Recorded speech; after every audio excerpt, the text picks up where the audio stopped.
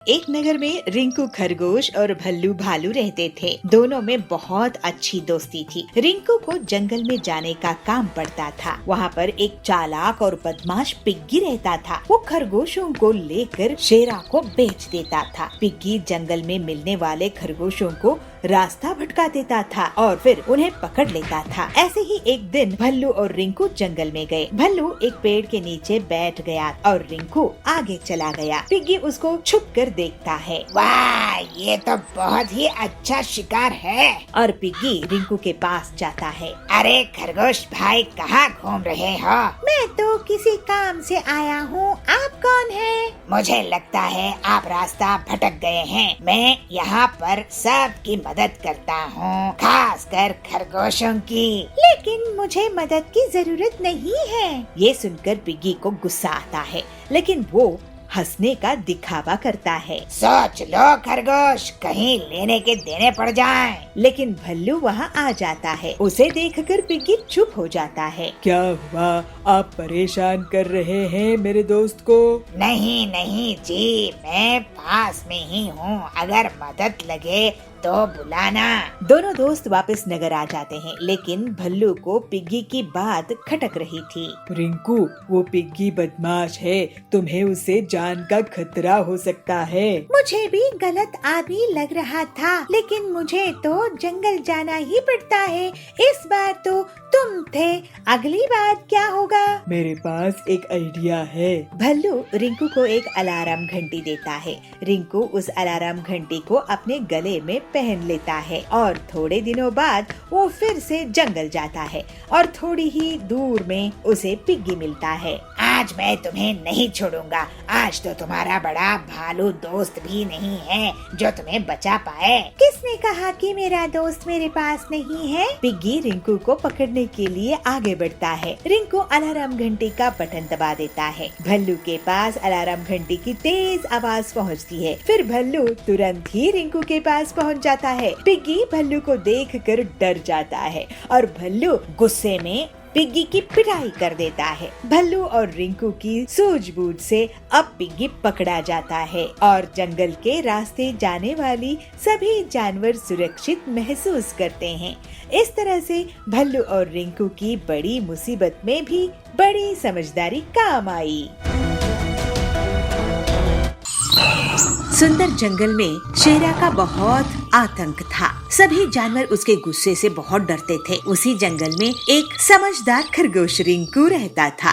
रिंकू हमेशा अपनी चालाकी से बड़े बड़े जानवरों से अपनी जान बचा लेता था, लेकिन वो हमेशा दूसरे छोटे जानवरों की मदद करता था। इस वजह से सभी जानवर उसको बहुत पसंद करते थे। एक दिन रिंकू जंगल में टहल रहा था, तभी उसे छोटू और उसकी पत्नी दिखाई दिए। छोटू भैया, छोटी भाभी, कहाँ घूम रहे हो? कुछ नहीं रिंकू, हम तो ताजी घास और फलों की तलाश में आए हैं। यहाँ की घास तो बहुत हरी भरी है। हम तो सोच रहे थे कि यहीं पास बस जाए। आप लोग क्या शेरा के बारे में नहीं सुने हो? ये उसी का इलाका है। अगर उसने आप दोनों को देख लिया तो आपकी खैर नहीं। शेरा तो बहुत ही क्रूर है।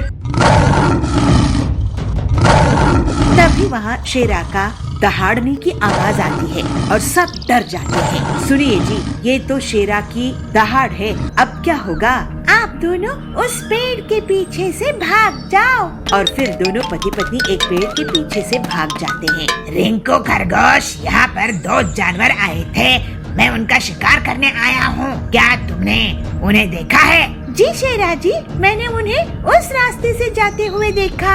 रिंकू शेरा को दूसरी तरफ इशारा करके भेज देता है। छोटू और छोटी रिंकू के पास आते हैं। तुम्हारा शुक्रिया रिंकू भैया। अब आप दोनों यहाँ पर घास खाकर जल्दी से चले जाओ। इसके बाद दोनों पति पत्नी घास खाकर वहाँ से चले जाते हैं। दूसरे दिन वही दोनों उस घास के मैदान के पास एक तालाब में रिंकू को मिल जाते हैं। छोटू भैया, छोटी भाभी, आप दोनों के जाने के बाद शेरा फिर से आया था और मुझे धमका कर गया है कि अगर अगली बार उसको उसके शिकार का सही पता नहीं मिला तो वो मुझे ही खा जाएगा।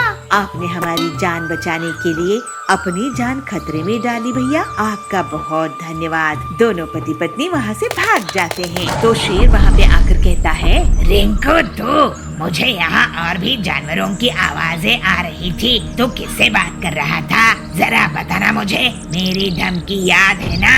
अगर तू मुझे सच नहीं बताएगा तो आज तो मैं तुझे ही खा जाऊंगा। रिंकू बहुत डर जाता है, वो सोचने लगता है, शेरा बहुत ताकतवर है और इससे हर बार झूठ बोलने का एक ही मतलब है कि इसकी दावत बन जाना। अब मैं क्या करूं? मेरी भी जान खतरे में है। सच कहूंगा तो पति पत्नी मारे जाएंगे, झूठ बोला तो मैं मारा जाऊंगा। लेकिन आखिर हम सब कब तक इस शेरा से डर के रहेंगे? सोच क्या रहा है? जवाब दे। शेरा जी, मैं पानी से बात कर रहा था, आप भी बात करके देख लो। पानी से? पानी में क्या है? आप ही देख लो, उसमें शायद आपको शिकार करने के लिए कोई मिल जाए। शेरा पानी में झांक कर देखता है, मुझे तो कुछ नहीं दिख रहा है। रिंकू इशारों से छोटू और छोटी को बुलाता है। ध्यान से आगे जाकर देखो शेरा जी, आपका शिकार है वहाँ। शेरा जैसे ही थोड़ा और आगे बढ़ता है तभी उसे पीछे से रिंकू और छोटू छोटी धक्का दे देते हैं और उसको तालाब में गिरा देते हैं। मुझे बचाओ, मुझे तैरना नहीं आता है, मुझे बचाओ। शेरा डर के कारण चिल्लाने लगता है। उसकी आवाज सुनकर बहुत से जानवर आते हैं। शेरा, तुम सबको डराते हो, अपनी ताकत का तुम्हें बहुत घमंड है। अगर तुम हम सबको तंग करना छोड़ोगे तभी तुम्हें बचाएंगे। इसको मत बचाओ रिंकू। नहीं छोटू भाई, पूरे जंगल के सामने ये मदद मांगकर साबित कर चुका है कि इसको भी डर लगता है। मैं वादा करता हूँ कि मैं तंग नहीं करूँगा। और फिर सबके सामने रिंकू रस्सी फेंककर शेरा को बचाता है। शेरा शर्मिंदा हो जाता है और फिर वो कभी भी अपनी ताकत का गलत इस्तेमाल नहीं करता है और पूरे जंगल में अब रिंकू की सूझबूझ की तारीफ होने लगती है। इसी तरह से रिंकू इतनी मुश्किल में भी अपनी हिम्मत और होशियारी से मुसीबत खत्म करने में कामयाब होता है। पापा, इस बॉक्स पर भी ऐसा ही ताला लगा है। बेटा, अब मैं तुम्हें बताता हूँ कि इसके अंदर क्या है बच्चों। इसके अंदर मेरे बचपन का खजाना है। क्या कहा पापा, इसके अंदर आपका खजाना है? क्या सच में? अगर ऐसी बात है तो फिर ठीक है। एक दिन मोना शेरनी, जो कि चिंटू और निमकी की मम्मी है, वह काम कर रही थी तो चिंटू वहाँ जाता है। मम्मी मम्मी, वो जो ऊपर जो कमरा है उसमें क्या रखा हुआ है? जब देखो वह कमरा बंद ही रहता है। चलो ना उसे खोल कर देखते हैं आखिर क्या है उस कमरे में। नहीं चिंटू, जाकर अपनी पढ़ाई करो। चलो, ऐसे काम में तुम्हारा बहुत दिमाग चलता है। मैंने मना किया ना तुम्हें, जिस काम के लिए मना किया जाए वह मत किया करो, लेकिन तुम फिर भी नहीं समझते हो। चलो अब जाओ यहाँ से, मुझे काम करने दो। चलो। जब भी मैं आपसे उस कमरे के बारे में पूछता हूँ तो आप मुझे ऐसे ही पढ़ाई के नाम पर भगा देते हो। मुझे बता क्यों नहीं देते कि आखिर उसमें क्या रखा हुआ है? चिंटू बंदर अपनी मम्मी से बोल ही रहा था कि तभी वहाँ ननकी लोमड़ी भी आ जाती है। मम्मी, इस डब्बे को खोलो ना, इस पर ताला लगा हुआ है। इसे खोलकर दिखाओ मुझे, इसके अंदर क्या रखा हुआ है। वह कम था क्या जो दूसरी तू आ गई? मैंने तुमसे कितनी बार मना किया है कि ये सब पापा का सामान है, इसे हाथ मत लगाया करो। ये सब पापा के जरूरी हो सकता है, इसलिए अब तुम इन्हें रखो और जाओ अपनी पढ़ाई पर ध्यान दो। मम्मा प्लीज मुझे बताओ ना, इसके अंदर क्या रखा हुआ है। इसे खोलकर तो देखो ना, इसके बाद हम इसको हाथ नहीं लगाएंगे। बोला ना बच्चों, नहीं का मतलब नहीं। चलो जाओ, अब मुझे काम करना है और फिर बाजार भी जाना है। तुम खुद अपने पापा से ही पूछ लेना। चलो अब मुझे काम करने दो। थोड़ी देर में मम्मी बाजार के लिए चली जाती है और चिंटू बंदर और ननकी लोमड़ी मौका पाते ही उस डब्बे को फिर से खोलने में लग जाते हैं, मगर ताला लगा होने की वजह से वह उनसे खुलने वाला नहीं था। वह मायूस होकर अपने पापा रॉकी भालू के पास जाते हैं। पापा, आपने इसके अंदर ऐसा क्या रखा हुआ है जो मम्मी इसे हमें कभी नहीं छूने देती? आप इसे खोलिए ना। अच्छा, तो तुम इसे क्यों खुलवाना चाहते हो? पापा इसे खोल दीजिए ना, हमें बस देखना है इसमें क्या रखा है। अच्छा ठीक है, मैं इसे खोल दूंगा, मगर मेरे पास एक और ऐसा ही बॉक्स है, वो भी मैं अभी लेकर आता हूँ, रुको। रॉकी भालू अंदर अपने कमरे में से एक और बॉक्स लेकर आता है जिस पर भी ऐसा ही ताला लगा हुआ था। पापा इस बॉक्स पर भी ऐसा ही ताला लगा है। बेटा अब मैं तुम्हें बताता हूँ कि इसके अंदर क्या है बच्चों। इसके अंदर मेरे बचपन का खजाना है जो मैं तुम्हें दे दूंगा, मगर मेरी एक शर्त है, तुम्हें इन दोनों बॉक्स में से अपना एक एक बॉक्स पहले ही चूज करना पड़ेगा। तो तुम अपने लिए एक एक बॉक्स चूज कर लो। क्या कहा पापा, इसके अंदर आपका खजाना है क्या सच में? अगर ऐसी बात है तो फिर ठीक है, मैं तो ये वाला बॉक्स लूंगी। तो ठीक है पापा जी, ये वाला बॉक्स मैं लूंगा। ठीक है बच्चों, अब इसमें से जो भी निकलेगा वो तुम्हें रखना होगा। चलो बच्चों हटो, मुझे ताला खोलने दो।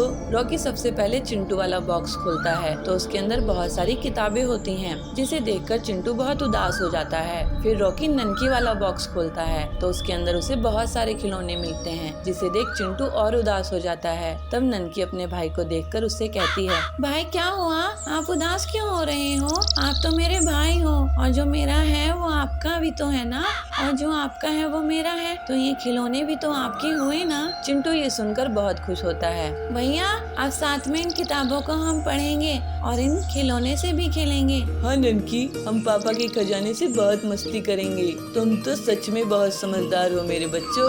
मैं यही तो देखना चाहता था कि तुम दोनों अपने अपने खजाने के साथ क्या करोगे, मगर तुमने उन्हें साथ में खेलने के बारे में सोचा। मुझे बहुत अच्छा लगा। अब तुम मेरे खजाने का फायदा उठाओ और जाओ अपने दोस्तों के साथ खेलो और मस्ती करो। दोनों खिलौने लेकर अपने दोस्तों के साथ मस्ती करने के लिए बाहर चले जाते हैं।